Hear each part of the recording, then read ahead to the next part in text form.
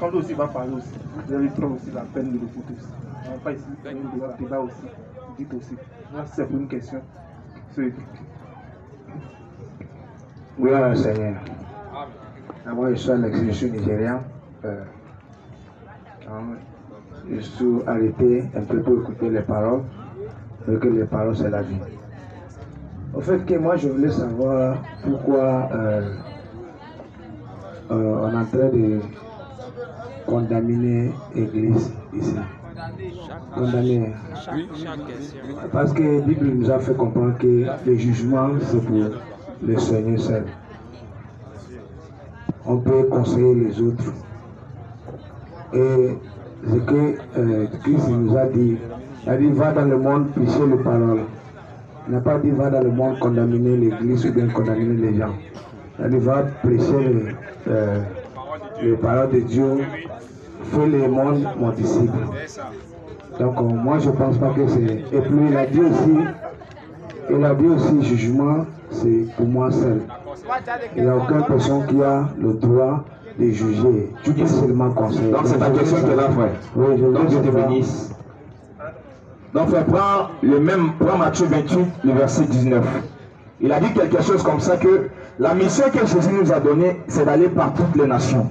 C'est d'aller faire des nations des disciples. On va voir un peu qu'est-ce qui est écrit réellement dans les Saintes Écritures. Vas-y frère.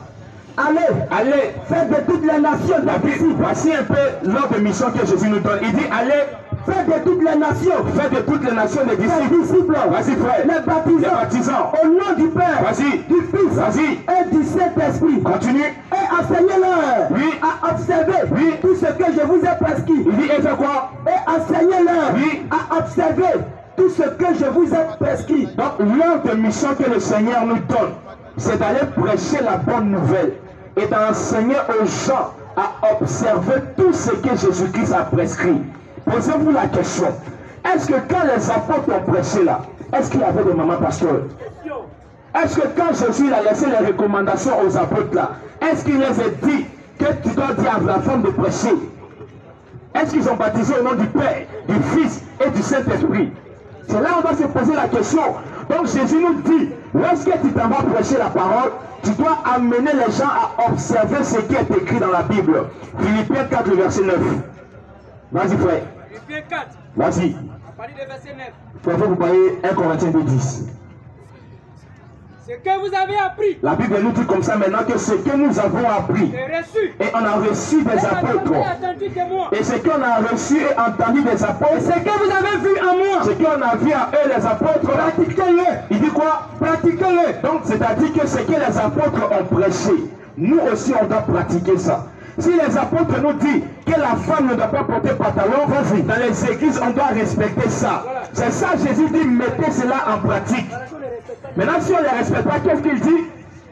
Continuez frère. Pratiquez-le. Il dit pratiquez-le. Le Dieu de paix sera avec vous. Ah, donc mais pour que Dieu puisse être dans les églises là, on doit obéir à ce que la Bible dit. Il dit pratiquez ces choses que vous avez entendues de nous. Pratiquez ces choses que nous on a prêché et le Dieu de paix sera avec vous. 1 Corinthiens 2:10. Vas-y frère. 1 Corinthiens 2:10 rapidement. Dieu nous a révélé. Dieu nous les a révélés. Vas-y frère. Par l'esprit. La Bible déclare que la parole de Dieu, c'est Dieu qui nous révèle ça par l'esprit. Quand l'esprit sonne tout. Maintenant l'esprit de Dieu, la Bible déclare que l'esprit de Dieu sonne tout. Même les profondeurs de Dieu. Même les profondeurs de Dieu. Donc un homme qui a l'esprit de Dieu en lui. La Bible déclare que le Saint-Esprit là, il sonne toutes les profondeurs de Dieu. La largeur, la longueur, le Saint-Esprit il sonne. Maintenant un homme en qui le Saint-Esprit habite, on va voir ce que le Saint-Esprit fait avec cet homme. Continue. Lesquels des hommes? Vas-y frère. En effet, oui, connaît les choses des hommes. On dit, ok, non, moi je ne peux pas connaître les secrets qui sont dans ton cœur. Si ce n'est l'esprit de Dieu, je ne peux pas venir ici pour te condamner. Qui est en lui. Si ce n'est l'esprit de l'homme qui est en lui, vas-y. De même, personne ne connaît les choses de Dieu. De même, personne ne connaît les choses de Dieu. Si ce n'est l'esprit de Dieu. Vas-y frère. Or, oui, nous n'avons pas reçu. Vas-y. L'esprit du monde. Vas-y. Mais l'esprit qui vient de Dieu. Oui. Afin que nous connaissions. Continue, frère. Les choses de Dieu. Oui. Nous a donné par sa grâce. Continue frère. Et nous. Au verset 14. Verset 14, vas-y. Mais l'homme animal, la Bible dit maintenant l'homme animal. Continue. Mais l'homme animal, la Bible dit que l'homme animal. Donc la Bible donne ici la catégorie des hommes. C'est pour dire sur la terre, il y a des hommes qui sont animaux.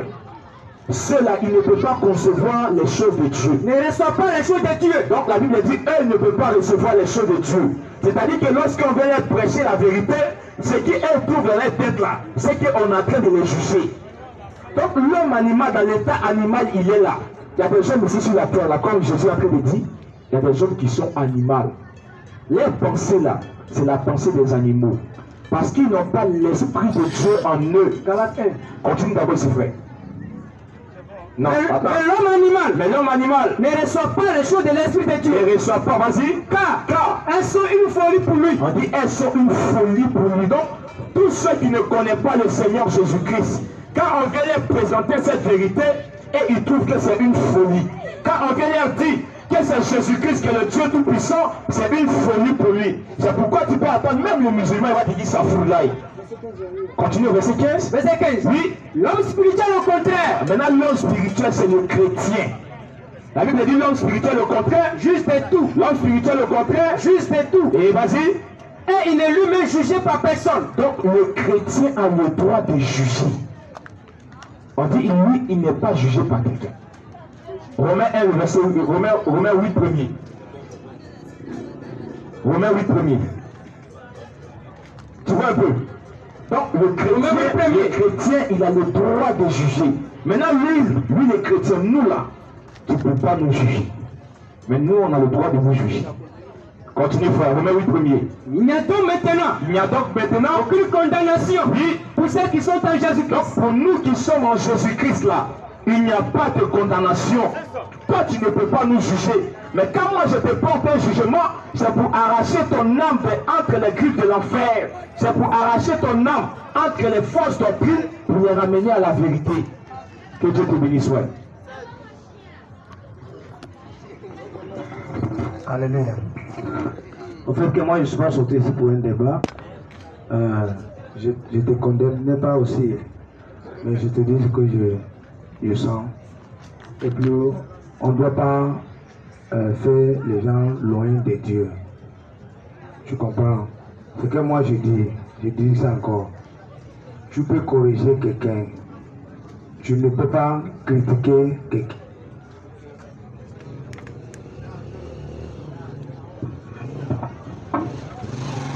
C'est pas par la critique, moi je suis anglophone donc on va le comprendre. C'est pas par la critique que tu vas corriger quelqu'un. C'est ça. Donc pour commencer par dire il n'y a pas église à Adjaoui, il n'y a pas bonne église à Adjaoui, c'est pas nous qui va dire ça. Tu comprends? Si la personne dit les gens si tu veux connaître Dieu, c'est déjà dans la Bible. Quand tu lis ta Bible, cet esprit va te expliquer, va te diriger comment Dieu fait son travail.